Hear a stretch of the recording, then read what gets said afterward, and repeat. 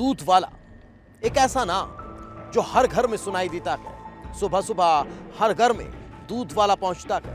अंबिकापुर के उस घर में भी दूध वाला रोज पहुंचता था, लेकिन वहां कुछ ऐसा हुआ कि हर कोई हैरान रह गया, क्योंकि दूध वाले के पहुंचने के चलते वहां एक पत्नी घर छोड़कर चली गई और पति ने आत्महत्या कर ली। आखिर ऐसा क्या हुआ जो एक दूध वाले के चलते ये पूरा परिवार तबाह हो गया? इसके पीछे की वजह क्या हो सकती है, आप खुद देख लीजिए। पति पत्नी के बीच आया दूध वाला। पति ने उठाया खौफनाक कदम।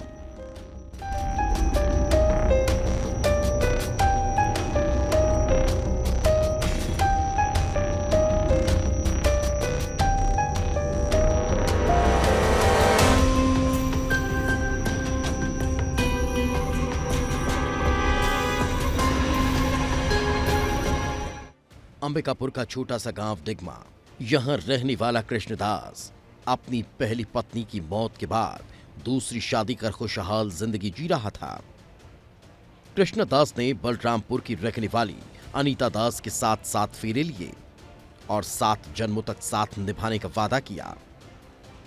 अनीता के रूप में कृष्णदास को जिंदगी जीने की उम्मीद मिली थी, लेकिन ठीक 7 महीने पहले कृष्णदास के घर में एक दूध वाले की एंट्री होती है और फिर कृष्णदास की बसी बसाई जिंदगी भूचाल बन जाती है। और अंजाम यह होता है कि एक दिन कृष्णदास जहर खाकर आत्महत्या कर लेता है। अंबिकापुर के डिगमा गांव में कृष्णा नाम के एक व्यक्ति ने आत्महत्या कर ली। उसने जहर सेवन कर लिया और इसके पीछे की जो कहानी है उसे सुनकर आप हैरान रह जाएंगे। आखिर ऐसा क्या हुआ कि कृष्णदास ने खुदकुशी कर ली? ऐसा क्या हुआ कि खुशहाल परिवार इस खतरनाक मोड़ पर आ पहुंचा? और जो कहानी सामने आई वो हैरान करने वाली थी, जिसे समझने के लिए 7 महीने पीछे जाना पड़ेगा। कृष्णदास गाय भैंस पालकर परिवार चला रहा था। पहले शहर जाकर दूध बेचा, फिर अंबिकापुर के एक डेयरी वाले ने घर से दूध लेना शुरू कर दिया। डेयरी वाला रोजाना घर आकर दूध लेने लगा। दूध वाले का आना जाना शुरू हो चुका था और फिर यहीं से वो कहानी शुरू हुई जिसने कृष्णदास की जान ले ली। कृष्णा की पत्नी और दूध वाले के बीच नजदीकियां बढ़ने लगी।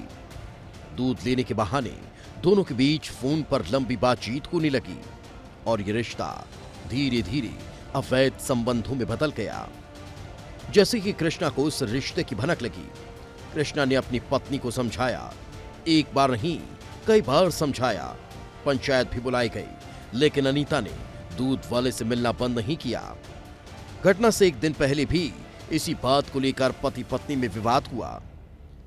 पत्नी गुस्से में घर छोड़कर चली गई। कृष्णा टूट चुका था।